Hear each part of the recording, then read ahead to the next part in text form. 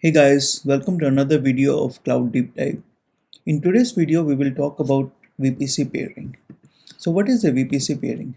VPC pairing connection is a networking connection between two VPCs that enables you to route traffic between them privately.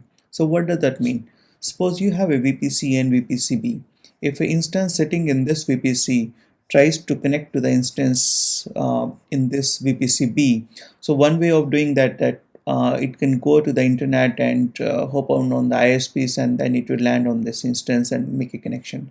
But by doing so, it has to go to the internet, and might be some bandwidth constraint, and you might have some packet loss issues.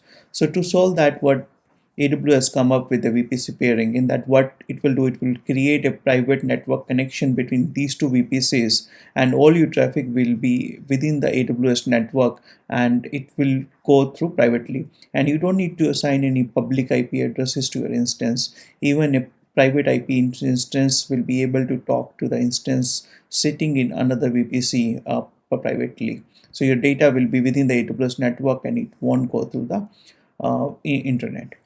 So you can create a VPC pairing connection between VPCs in the same account in same region, or you can have in a different region, or maybe you can have another VPC in a different account. So when you create a VPC connection between these two, so the other VPC can be in your same region and same account, it can be some in some other region, or even it can be in some other account. So suppose you have two different organizations and they want to share some data, so you can create a VPC pairing between those two VPCs into different organizations account and can share data. Next, one VPC can have multiple pairing connections. So like this VPC can have one connection with VPC-B and one connection with VPC-C, but it cannot have multiple pairing connection with the same VPC. That means that VPC-A and C can have only one VPC pairing connection. It cannot have more than one VPC pairing connection. So next thing is, when you create a VPC pairing connection, the CIDR block of both the VPC cannot overlap each other. So if you have VPC and B, and if they both have the same CIDR block, your connection will fail. It won't succeed. Next point is, when you create VPC connection, suppose VPC A is connected with B and C as well. So it does not support the transitive pairing relationship. What does that mean? That like B is connected to A and A is connected to C, it doesn't mean that B will be able to access VPC-C. It has only VPC pairing connection with A. It has nothing to do with the C. So if B try to access data of VPC C, it won't be able to do it because it's a transitive pairing. So, and VPC pairing does not support transitive pairing.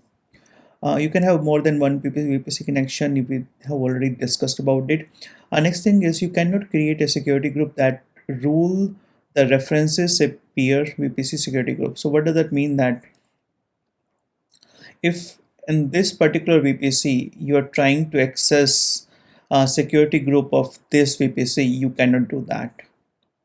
Okay, and the next thing is the maximum transmission unit MTU across the VPC pairing connection is 1500 byte. So whenever the packets are sent from one place to another place, they are chopped down into uh, lower sizes. So even though you are suppose you are trying to send a packet size of 7500 bytes, it will be break it down into 1500 and it will be sent. So there are larger jumbo packets as well, but VPC pairing does not support those jumbo packets. It just support the 1500 byte size packets when it's transferring or routing the traffic between two VPCs. So that's all about the VPC pairing, guys. Let's go to the console and see how it works in action. So guys, we have logged in into our account, and I have picked two different regions. One is Oregon region and another one would be Ohio region. So what we will do, we'll try to create a VPC pairing connection between this VPC in Ohio region and the VPC in my Oregon region. So first, let's do one thing. Let's try to create a VPC pairing between this VPC ID, which has the CIDR range of 172.31.0.0, and this VPC 172.31.0.0/16 in Ohio region. And this will fail, and the reason it will fail because they both have the overlapping CIDR addresses. So let's do one thing. Let's copy this VPC ID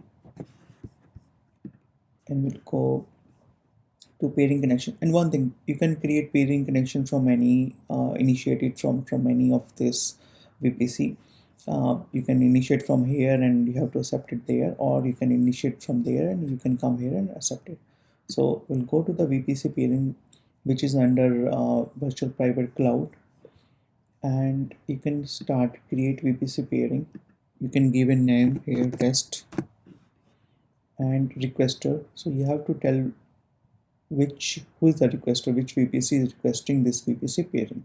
So we'll select um, my this VPC ID and I got the CIDR range here. Now here you can specify, do you want to create this pairing in the same account or you want to go to another account. If you want to go to another account, then you can provide the account number with which you want to pair. So we are doing for the same account and we want to do in the same region, but yeah, no, we are not doing in the same region, we are doing in some different region.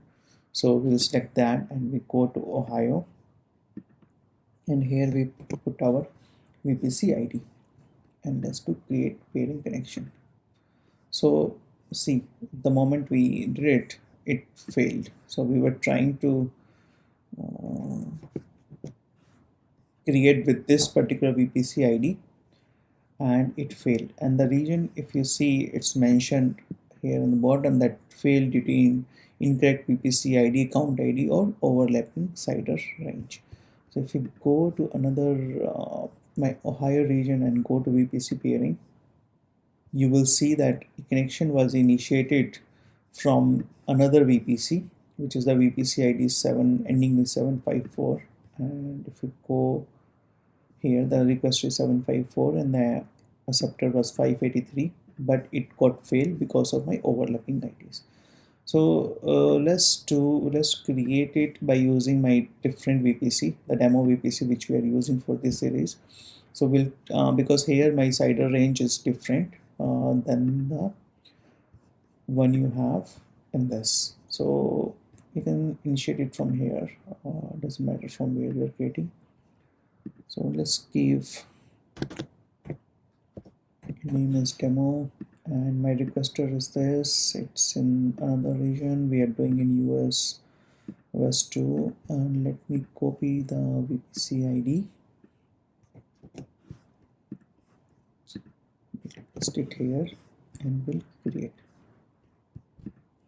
So we have created, and right now you can see the pending acceptance. So this connection has been initiated and is waiting for the another VPC to accept it. So if we go to the pairing connection on the other side, you can see pending acceptance. So we click on that and we click here. Either we can reject it, or we can delete it, or we can accept it. So we accept this connection.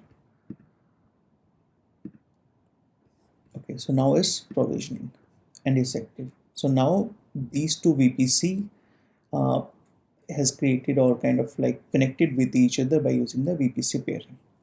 Okay, so our VPC 1, which is in Ohio region, and VPC 2 in Oregon region, they are connected with each other by using the VPC pairing. So next what we will do, in my Oregon region VPC, the demo VPC which we are using, I have two subnets, subnet 1 and subnet 2. My subnet 1 is my private subnet and is connected to a route table which does not have any route to the internet, and subnet 2 is my public subnet which has a route to the internet. Similarly, on my VPC on the Ohio region, I have one subnet which is my private subnet and it does not have any route to the internet. So what we'll do, I have one EC2 instance launched in subnet 1 in private subnet here. I have one Cloud9 environment launched in this subnet, and I have one EC2 instance running in this subnet. So what we'll do, we'll log into this Cloud9 environment, and from here we try to SSH into my private subnet, private EC2 instance, and from there we'll try to connect to this private subnet in my another VPC. It will fail and I'll tell you why and how we'll solve that problem when it fails. Okay, so let's go to our console and let me go to my Cloud9 environment. So this is my Cloud9 environment, and if you see that in my Ohio region, I have already launched a EC2 instance, which is a private instance, and is launched under my VPC ending with 583, which is 583. And if I go to my Oregon region, I have one Cloud9 environment and another EC2 instance, which is a private EC2 instance and launched in my demo VPC subnet 1. Subnet 1 is my private subnet.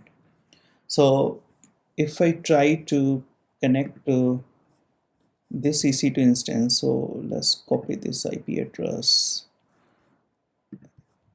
and with that IP address we'll try to SSH into our EC2 instance of my second VPC. So I've already copied this command, and this is the IP address of my second EC2 instance. Like we copied 172.31.33.171, and if you try to connect, it won't connect. It will time out. And what is the reason for that? So what's happening that this EC2 instance, we are sitting in here and we try to connect to this. So it's sending a request to the router that, okay, hey, I want to connect to this EC2 instance.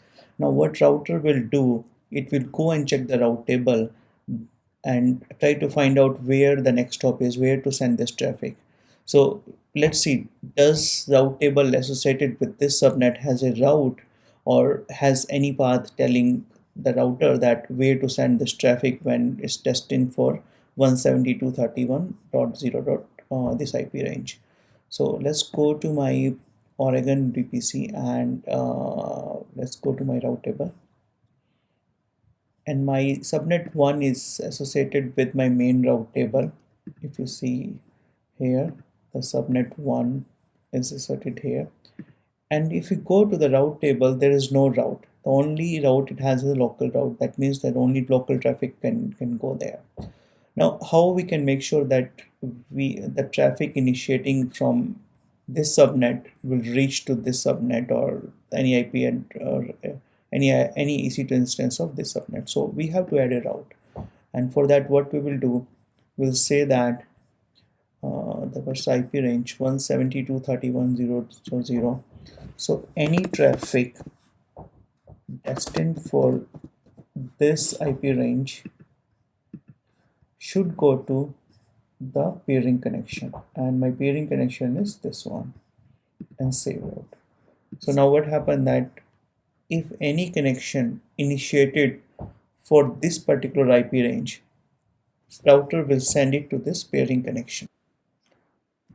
Okay, so let's see now, can we reach out to the other instance in our paired VPC or not by updating the route table in my first VPC.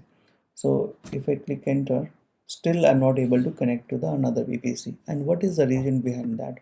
So we updated the route table of this VPC saying that any traffic destined for this VPC, send it to the VPC pairing. Traffic will go here, and when the response is coming back, it will again check the router. It will again go to the router, and router will check the route table that now response, I have to send it back to this IP address where to send that response, and it does not have any route.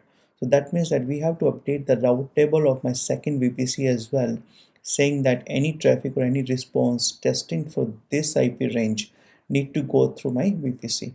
So let's go to the route table of my second VPC of my Ohio region, and we'll add a route because right now it just have a local route. So let's add a route in there saying that any traffic destined for my this IP range, which is the IP range of my second VPC, the VPC in my Oregon region, go to my pairing connection, and pairing connection is 54. Let's save it and close it. Now let's go back to our Cloud9 and see if we try it now, are we able to do it? Yes. So you can see that the moment I added that route, I'm able to connect to my EC2 instance in my paired VPC. So that's it, guys. Just make sure that whenever you're creating a VPC pairing, make sure you update the route table for both the VPCs to make sure the traffic flows. If you still see any issue, make sure that your security groups and NACLs are up to date. They are allowing your traffic to go from one VPC to another. And if you need more information on security group or NACL, I have one other videos already covered in detail about security group and NACL. You can go over those videos. Uh, or regarding VPC, if you have any question, please feel free to put in the comment section and I'll be happy to answer. Please like and subscribe to our channel. I'll be adding more networking content in this series and will be publishing more topics, AWS topics regarding new launches which AWS is doing. So till then, thank you so much, guys. Bye.